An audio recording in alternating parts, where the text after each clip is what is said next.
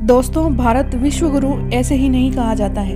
भारत के पौराणिक ग्रंथों, वेदों, उपनिषदों और में ऐसे ऐसे रहस्य छुपे हैं जिन्हें दुनिया आज भी नहीं जान पाई है। भारत में ऐसे कई रहस्यमय स्थान हैं जो इंसानी दुनिया से परे हैं। इन्हीं रहस्यों में से एक है केरल का पद्मनाभम स्वामी मंदिर। इस मंदिर का दरवाजा चैम्बर बी को सरकार इतने सालों में आज तक नहीं खोल पाई। आखिर क्यों? ऐसा क्या रहस्य छुपा है चैम्बर बी में? माना जाता है कि इस दरवाजे को खोलना मानव जाति के लिए बहुत बड़ी मुसीबत ला सकता है। दोस्तों, केरल का पद्मनाभम स्वामी मंदिर भगवान विष्णु के 108 निवास स्थानों में से एक माना जाता है, जिसे विश्व के सबसे अमीर मंदिरों में गिना जाता है। यह मंदिर सदियों से त्रावणकोर के राजाओं द्वारा संचालित किया जा रहा है। मंदिर की स्थापना कब हुई, ये आज भी एक चर्चा का विषय है। पहली बार श्री पद्मनाभम स्वामी मंदिर को कब यहाँ स्थापित किया गया? कुछ इतिहासकारों का मानना है कि जब मानव सभ्यता कलयुग के दौर में प्रवेश कर रही थी, तब इस मंदिर की स्थापना हुई, लगभग 5000 साल पहले। मंदिर के स्ट्रक्चर को देखकर यह अनुमान लगाया गया है कि मंदिर 16वीं शताब्दी में त्रावणकोर के राजाओं द्वारा बनवाया गया था। 1750 में त्रावणकोर के महाराजा मार्तंड वर्मा ने खुद को पद्मनाभ स्वामी का दास घोषित किया। तभी से यह मंदिर शाही घराने द्वारा संचालित किया जाता है। इस मंदिर के गर्भगृह में भगवान विष्णु की शेष नाग पर शयन मुद्रा में मूर्ति विराजमान है। मंदिर के गर्भगृह में 7 तहखाने हैं, जिनमें हजारों साल से बंद अकूट संपत्ति है। केरल सरकार द्वारा इस तहखाने को खोलने के आदेश दिए गए। सरकार द्वारा गठित टीम ने 6 दरवाजों को खोल दिया। हर दरवाजे पर कुछ लिखा गया था, निशानियों के लिए।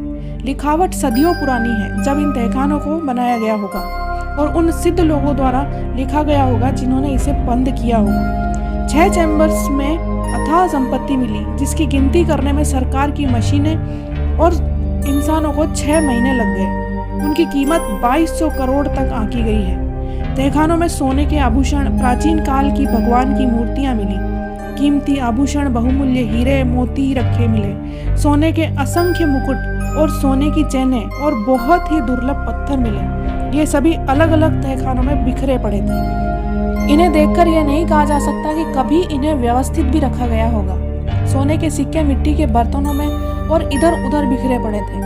उस वक्त जो टीम इन दरवाजों को खोलने का काम कर रही थी, उनके सदस्यों में से केरल के हाईकोर्ट के रिटायर्ड जज CS राजन ने कहा कि यह एक अद्भुत नज़ारा था जिसका शब्दों में बयान नहीं किया जा सकता।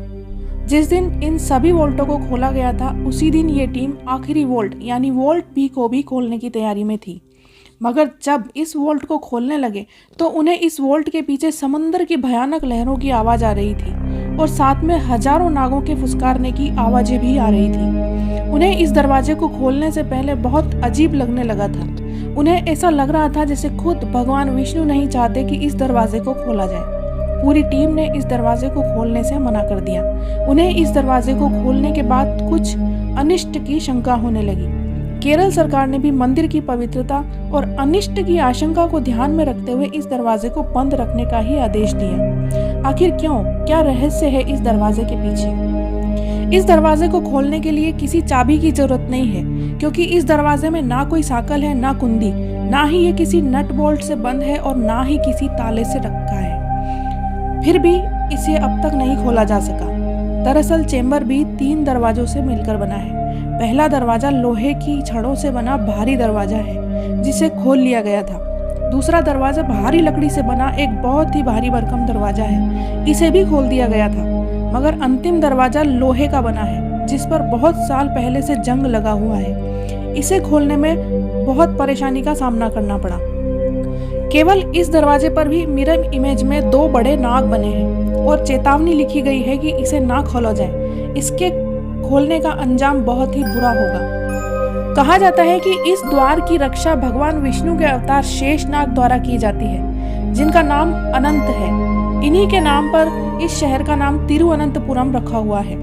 इस दरवाजे को नाग बंधन या नाग पाशम मंत्रों का प्रयोग करके बंद किया गया है, और इस दरवाजे को केवल गरुड़ मंत्र का स्पष्ट और सटीक मंत्रोच्चार करने पर ही खोला जा सकता है। अगर इसमें कोई गलती हुई तो जो व्यक्ति मंत्रोच्चार कर रहा है उसकी मृत्यु निश्चित है। फिलहाल भारत तो क्या, दुनिया के किसी कोने में ऐसा सिद्ध पुरुष नहीं है जो इस मंदिर की गुत्थी को सुलझा सके। मंदिर के इस दरवाजे के बारे में ये भी कहा जाता है कि मंदिर के 7वें द्वार के खुलने का मतलब है देश में प्रलय का आना। यहाँ के लोगों की मान्यता है कि इस दरवाजे को खोलना बहुत ही अशुभ होगा। सबसे बड़ा सवाल यह है कि आखिर इस दरवाजे के पीछे छिपा क्या है? अपार खजाना, कोई रहस्यमय ग्रंथ, या कोई प्राचीन टेक्नोलॉजी जिसे शायद अभी मानव जाति के इस्तेमाल के लायक नहीं समझा जाता। कहते हैं इस दरवाजे के पीछे से एक खुफिया सुरंग समुद्र तक जाती है। यदि इसे खोला गया तो केरल राज्य बाढ़ में बह जाएगा। दरवाजा खोलने वाली टीम के ज्यादातर सदस्य या तो बीमार हो गए या उनकी मौत हो गई। इतिहासकार और टूरिस्ट ट्रेवलर एमिली हेच ने अपनी किताब Travancore guide book of visitors में इस दरवाजे से जुड़ा संस्मरण लिखा है, जिसमें उन्होंने लिखा है कि 1931 में इस दरवाजे को खोलने की कोशिश की जा रही थी तो हजारों नागों ने मंदिर के तहखाने को घेर लिया था। इससे पहले 1908 में भी ऐसा प्रयास किया जा चुका है।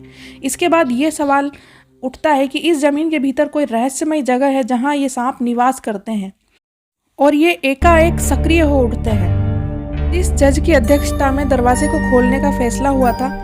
जज टीपी सुंदरराजन, उनकी मौत हो गई। उनकी मौत असामयिक और रहस्यमयी तरीके से हुई थी। यह दरवाजा किसी श्राप से ग्रसित है। इसके पास जाने वाले व्यक्ति या तो बीमार हो जाते हैं या उनकी मौत हो जाती है। फिलहाल सुप्रीम कोर्ट ने किसी अनहोनी की आशंका से इस दरवाजे को बंद ही रखने के आदेश दिए हैं। कोई 16वीं शताब्दी का सिद्ध पुरुष ही आकर इसे खोल पाएगा। दोस्तों, भारत में ऐसे और भी कई रहस्यमय मंदिर है जिनमें अथाह धन संपत्ति मौजूद है। भारत का सनातन धर्म और ज्ञान बहुत ही रहस्यमयी है। केरल के लोगों का मानना है कि भगवान पद्मनाभ की इच्छा से ही अब ये दरवाजा खुल सकता है। दोस्तों, आपको क्या लगता है, इस दरवाजे को खोलना चाहिए या नहीं? कमेंट करके ज़रूर बताएं। वीडियो पसंद आई हो तो वीडियो को लाइक करें और चैनल को सब्सक्राइब करें।